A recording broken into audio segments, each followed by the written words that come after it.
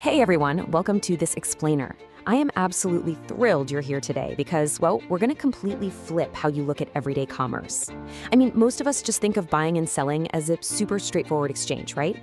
You walk into a cafe, you hand over $5, you get a coffee. Boom. Simple. A product for your hard-earned money. But as our source material reveals today, beneath that surface level, the everyday marketplace is actually a total psychological battleground. So let me ask you this. Do you actually know when your customers are lying to you? Kind of a shock to the system, isn't it? As professionals or business owners, or honestly just as everyday consumers, we really like to operate on the assumption of good faith. We want to think transactions are totally transparent. But what if they aren't? What if a layer of untruth is baked right into the very fabric of how we buy and sell?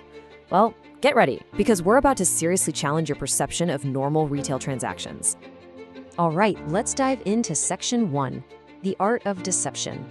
So we're going to unpack the totally unexpected and frankly fascinating strategy you actually need to truly connect with consumers in today's landscape. Now look, when we hear the word deception, our minds immediately jump to something malicious, right? Like a scam, fraud, somebody trying to rip us off. But based entirely on our source text, deception in this context is not an attack. It's a strategic concept. It is literally a behavioral tool used to navigate marketplace transactions. Think about it. Have you ever seen a customer feign complete disinterest in a car they desperately want to buy just to get leverage with the dealer? Or what about show ruin? Where a shopper goes into a physical store, tests out a TV, nods along with the salesperson, all while fully intending to buy it cheaper online? It's just this ingrained part of the dance between buyer and seller, a strategy both sides are quietly aware of, even if nobody ever says it out loud. And that brings us to this absolutely fascinating paradox from our research. Understand the concept of deception to reach the heart of customers. I mean, it sounds totally contradictory, doesn't it? How on earth does a lie lead to the heart?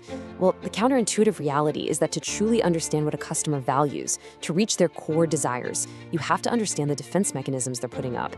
If a customer is aggressively criticizing the price of a premium software package, they aren't actually telling you they hate the product.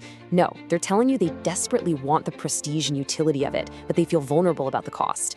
Their deception isn't a wall to keep you out. It's actually a very specific map pointing exactly to what they care about most. Which leads us nicely into Section 2, the customer's hidden motive.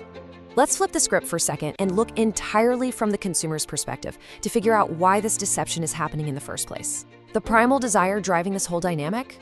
A cheaper price. Our source material is incredibly direct about this. Why do customers engage in deception? Literally, just to enjoy a cheaper price. That is the primal retail desire. It's not about malice at all, it's just economics and psychology. We are hardwired to maximize our resources.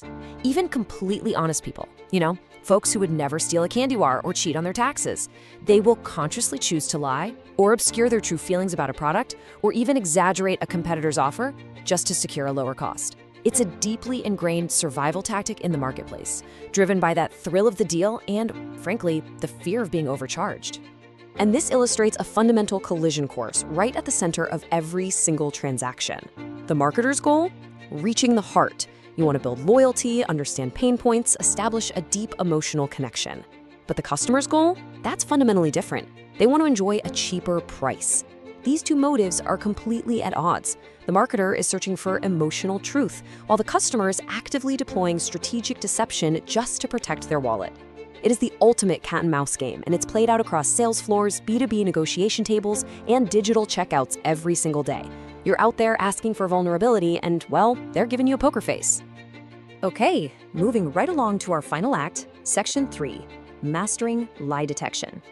So we've seen the customer strategy. Now let's look at how professionals actually have to adapt to survive this constant marketplace tug of war. Here is the absolutely crucial point. Lie detection is not just some optional bonus skill. It is a mandatory requirement. Our source text explicitly demands that marketers learn these skills. Because think about it, if your customer's default setting during a negotiation involves deception to lower the price, then your mandatory defensive setting has to be the ability to see right through that facade. But how do you actually do that? Well, it all comes down to observing micro-behaviors. It's about spotting that mismatch between what they're saying and what they're doing. Maybe they claim a product is too expensive, but their buying patterns show they always grab the premium add-ons. Or maybe they feign indifference, but their body language, leaning in, asking highly specific logistical questions about delivery, tells you they've already mentally taken the product home. You really have to become adept at reading those subtle signals right beneath the verbal noise.